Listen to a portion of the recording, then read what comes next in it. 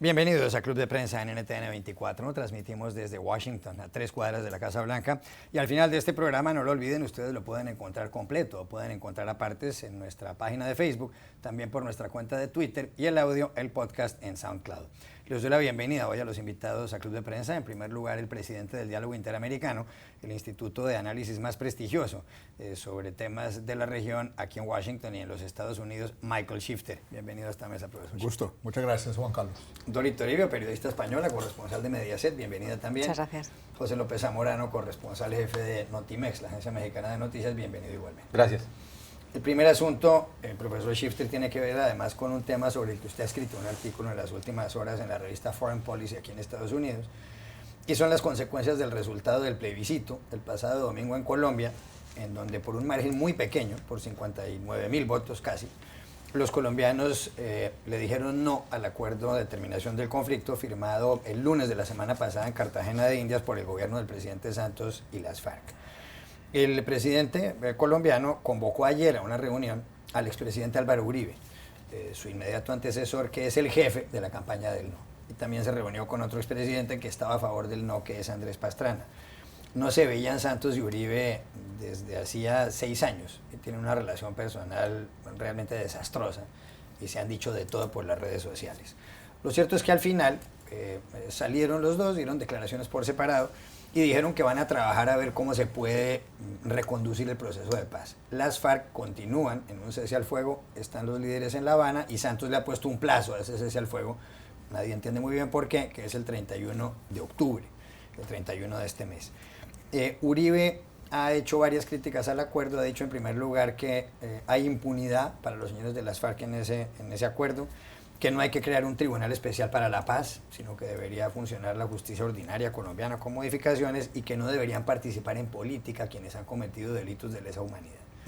Usted, que repito, ha escrito artículos sobre la materia, ¿cree que las FARC van a aceptar eso, que se puede reconducir, dar un golpe de timón a lo sucedido, o usted cree que esto aquí va a volver la guerra?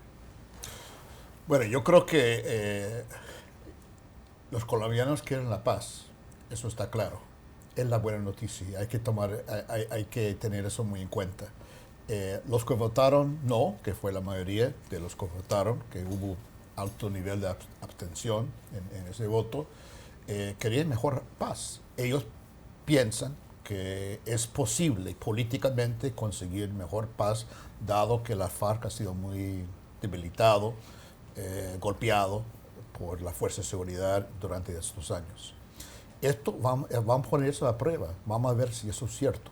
Ojalá que sí, porque las FARC no tienen muchas opciones. No creo que quieren volver a la selva a empezar la guerra nuevamente con el gobierno.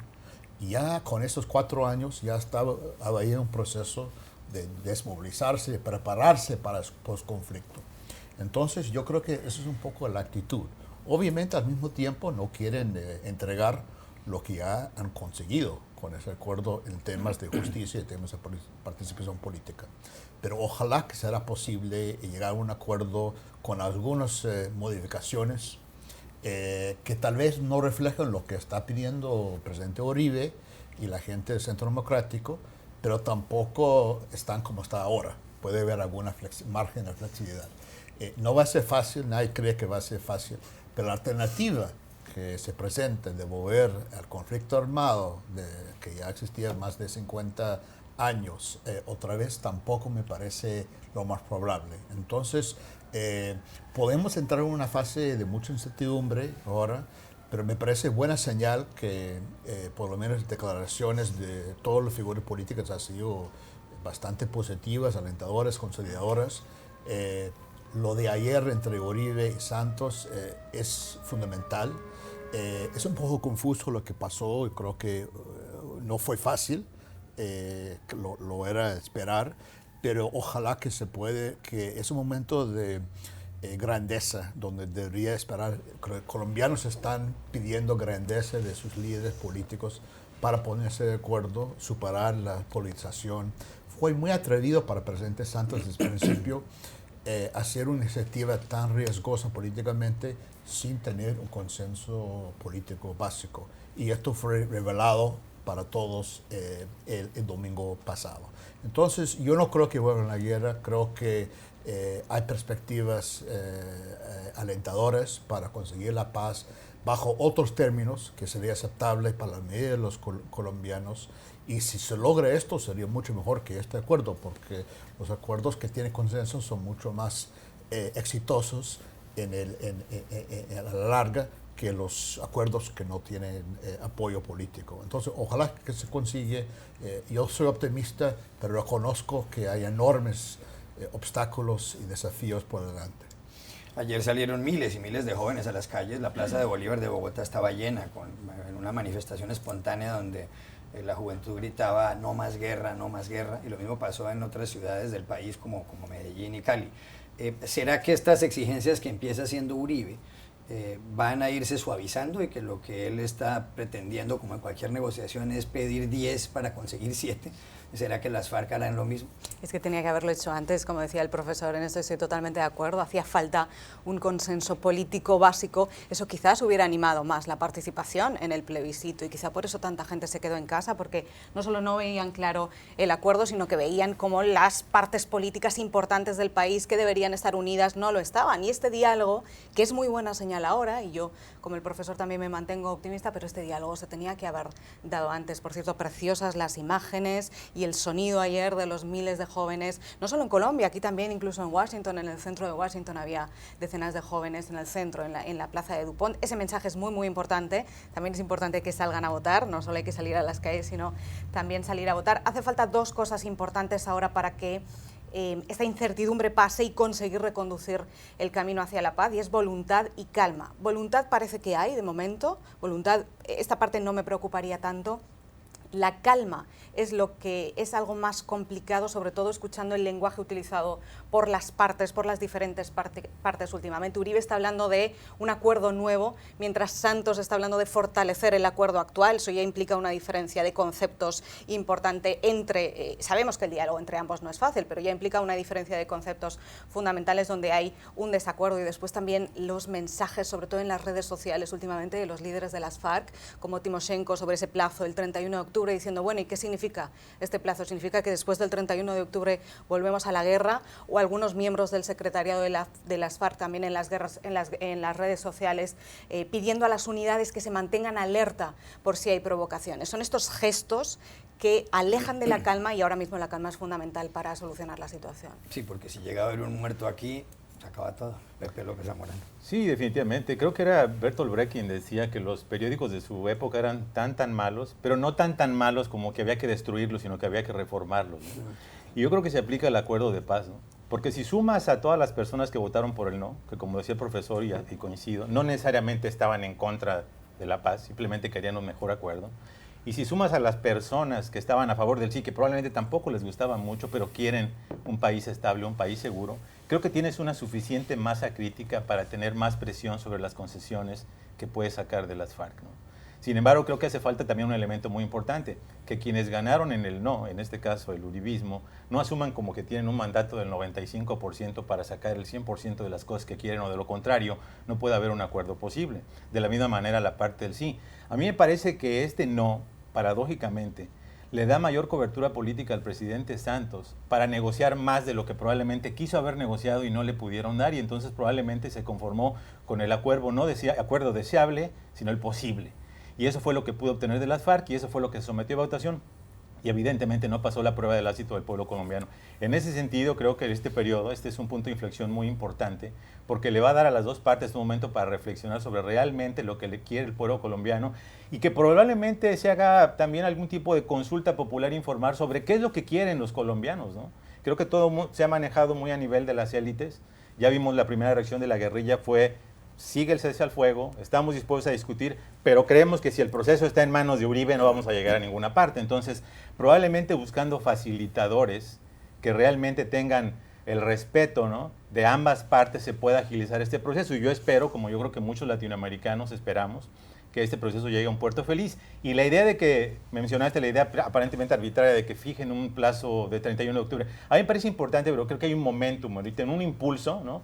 En momentos que el tema tiene atención nacional e internacional, sí, para que se puedan hacer y lograr acuerdos rápidos. Por eso se explica por qué la ONU mandó de inmediato a su enviado, Kerry mandó a Bernie Aronson de nuevo a Colombia. Entonces yo creo que estamos en un punto muy importante a favor de la paz. Ya regresamos al Club de Prensa. Aquí en Estados Unidos, el 8 de noviembre, es decir, en algo más de un mes, en las encuestas Hillary Clinton, la candidata demócrata, supera a Donald Trump, el candidato republicano, por un 3,8% en promedio, según la página Real Clear Politics.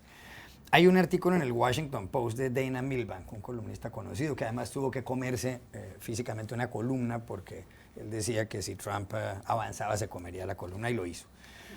Lo cierto es que dice el señor Milbank que el partido republicano hoy en día es el partido de Trump y que el partido demócrata se ha convertido en el partido de Ronald Reagan. Reagan, ícono también de los republicanos, un hombre que en un momento dado dijo, yo no dejé al partido demócrata me dejó a mí, pero él era republicano.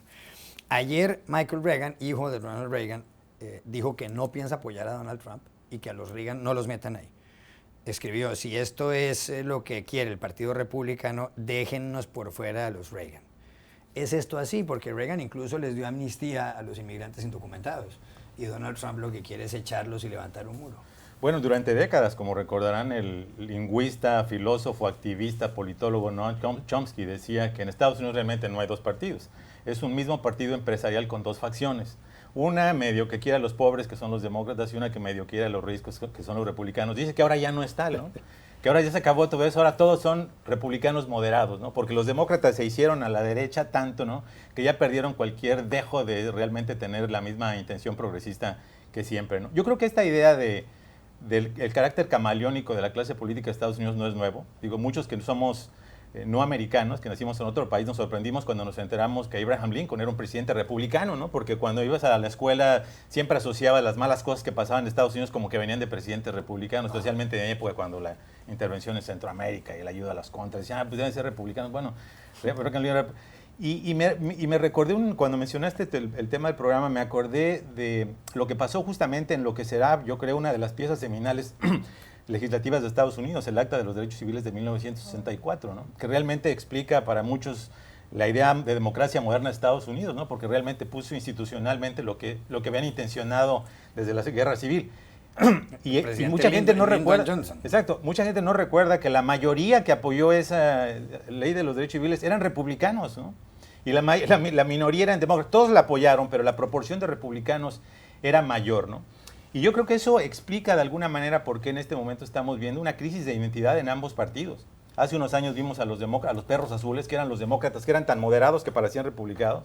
Después vimos al partido del TEC, que no comulgaba con ninguna ideas de los republicanos tradicionales, porque creían que los habían traicionado, sí, con este gasto excesivo del gobierno, que habían traicionado la filosofía fundamental, creen ellos, de los conservadores, que es un Estado anémico, que el pueblo se defienda por sí solo, la aventura personal. Entonces yo creo que es parte de la razón por la cual en este ciclo electoral hay mucha confusión de los electores. Uno, porque Donald Trump es una figura que ha revertido todas las lógicas de lo que es el esquema político tradicional, y por otra parte porque muchos demócratas, incluidos Clinton, se han ido tan al centro en sus posiciones que se pierde mucho lo que es la geometría política clásica en ese sentido. ¿Es Ronald Reagan ahora el ídolo de los demócratas? Bueno, yo creo que si uno miraba las convenciones de ambos partidos, los demócratas fue mucho más parecido de Reagan que de republicano. O sea, los demócratas fueron felices, alegres, celebrando, más abiertos, mientras que el republicano de Trump fue más oscuro, más de miedo, ¿no? Entonces yo creo que eso fue mucho más parecido a Reagan. En la política internacional yo creo que es cierto que crea cosas más en común con demócratas hoy que republicanos. El problema es que hay otros temas que son dramáticamente distintos, en tema del papel del gobierno, ¿no? de impuestos. Reagan era para bajar los impuestos y esto ya es una cosa que sigue con la política, la política de Trump. Las propuestas de Trump en economía son así. Sí, que no pague impuestos nadie nunca. Que no pague nadie, ¿no? Y esto va a generar más beneficios para los empresarios, que van a invertir y todos vamos a estar felices. O sea, eso no es algo compartido por Hillary Clinton o por Tim Kaine. Sí. Ellos creen que hay un papel importante del Estado para atender los más vulnerables de la sociedad. Entonces yo creo que todavía hay cosas muy diferentes. Pero en la política exterior, para tener una política más de halcón, más de muscular, de fuerza, yo creo que Hillary Clinton es mucho más cercana a Reagan que Donald Trump. Y es que en el debate de los candidatos a la vicepresidencia, Tim Kaine, el demócrata, citó más veces a Ronald Reagan que Mike Pence, el republicano. Un minuto de Porque esta es una estrategia electoral, no es una cuestión ideológica, es una cuestión de votos y sobre todo de volver a recuperar la conexión con los votantes que ambos partidos habían perdido. ¿Qué está haciendo el Partido Demócrata y la campaña de Clinton? Pensaron, ¿cómo ganamos estas elecciones? Virando al centro, que es una decisión quizá equivocada porque están perdiendo todo el voto de los más jóvenes, de los millennials, como sabemos, pero ellos decidieron virar al centro, que es algo que Hillary Clinton efectivamente y el partido dejó claro en la convención. Hubo días enteros que la convención estaba destinada a la Constitución, a los veteranos de guerra y a las cuestiones más conservadoras, digámoslo así. Eso es lo que están haciendo, por eso hay republicanos prominentes que han salido adelante a apoyar a Hillary Clinton y por eso ella eligió a un perfil más conservador dentro de los demócratas como es Tim Kaine. Y Donald Trump no es que esté alejando al Partido Republicano de Ronald Reagan, es que lo está alejando de todo, lo está alejando de la Constitución, lo está alejando de las minorías y lo está alejando de la cordura. Esta no es una cuestión ideológica, es una cuestión más emocional y de votantes. Ya regresamos a Club de Prensa. Volvemos a Club de Prensa en NTN 24 desde Washington.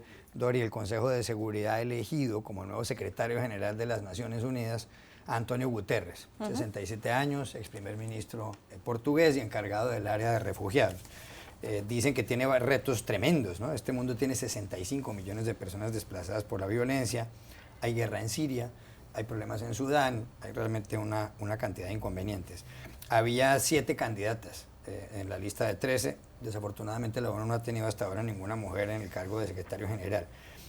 Trygve Lie, el noruego, primer secretario general de la ONU, decía que ese cargo es un puesto, un empleo imposible. Y la BBC dice que es el puesto más difícil del mundo. Tiene un sueldo de más de $27,000 mensuales y una gran casa en Sutton Place, en Nueva York. ¿Es un puesto tan difícil ese de secretario general de la ONU? Es un puesto difícil porque tienen las manos atadas en muchas cosas, porque como sabemos la ONU como institución internacional ha perdido mucho poder y mucha capacidad de maniobra en los conflictos actuales y eso yo calculo que debe ser muy frustrante. Hay muchas veces que hemos visto al actual secretario general de la ONU, Ban Ki-moon, literalmente frustrado, por ejemplo, con el conflicto de Siria, porque no puede hacer más, porque no puede llevar al Consejo de Seguridad a moverse. Hay 2 cosas muy rápidas que me llaman mucho la atención de este nombramiento, además de que no sea una mujer, que siempre se dijo que esta vez iba a ser una mujer. Primero, que sea un cargo tan político. Sí. Guterres ha sido primer ministro, líder del Partido Socialista y hace solo unos meses el partido quería que se volviera a presentar como candidato en su país. Y los secretarios generales de la ONU nunca han tenido un perfil político tan marcado. Y segundo, además, es la capacidad que tiene Portugal para nombrar cargos internacionales de peso. Hasta hace poco estaba Durão Barroso en la Comisión Europea, ahora colocan al secretario general de la ONU. Es algo de lo que creo que otros países europeos podríamos aprender. 20 segundos, es un cargo tan difícil ese. Bueno, es muy complicado, pero la buena noticia es que todos los que comentan sobre él realmente dicen que es un tipo sumamente capaz, hábil, inteligente, que se maneja bien y yo creo que me parece que tiene perfil indicado para los desafíos, tanto dentro de Naciones Unidas como enfrentar los desafíos en el mundo. ¿Le gustaría ese puesto a Pepe López Obrador? ¿O es muy bueno, difícil? El sueldo que acabas de mencionar es bastante atractivo y sobre todo la casa en Sutton Place. Pero es como sacarse el tigre de la rifa, ¿no? Y no creo que sea muy diferente guardar las proporciones con ser secretario general de la OEA o director del Fondo Monetario o del BID, ¿no? Cuando algo sale mal, culpan todo el mundo a los organismos financieros internacionales. Y cuando algo sale bien, se lo atribuyen los gobiernos en lo individual. Así que va a ser complicado. Sin embargo, él tiene un referente importante. Fue alto comisionado de Naciones Unidas para Refugiados de 2000 a 2005. Y creo que esto puede ser muy importante por lo que mencionaste de la crisis de refugiados y sobre todo para elevar el nivel del tema de los derechos humanos a nivel internacional. Gracias a los tres. A ustedes los espero mañana en Club de Prensa.